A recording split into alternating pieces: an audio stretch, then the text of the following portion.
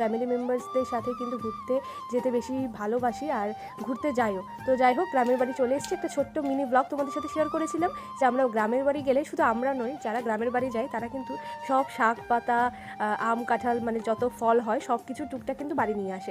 এটার কিন্তু আনন্দ মজাই মানে অন্যরকম। তো যাই হোক, কাকারা দেখো এখানে কিন্তু অনেক কিছু লাগিয়েছে, যেমন ডাঁটা শাক, তারপরে বেগুন, লঙ্কা, মানে কোনো সবজি বাদ নেই, কুমড়ো শাক থেকে শুরু করে। আমরা কিন্তু টুকটাক সেইগুলোই নিয়ে যাব বাড়িতে।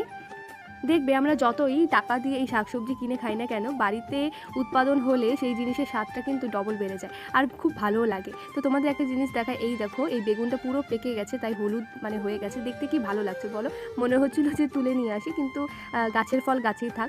কালারটাও কিন্তু দারুণ আর দেখতেও ভীষণ ভালো লাগছিল। তো যাই হোক, আমরা টুকটাক অনেক কিছু শাক পাতা তুলেছি। এটার নাম হচ্ছে ভুলে গেছি, আমি জানি না, তোমরা যদি চিনে থাকো অবশ্যই কমেন্টে জানাবে। আমার একটা খুব বাজে হ্যাবিট আছে, বাজার থেকে যদি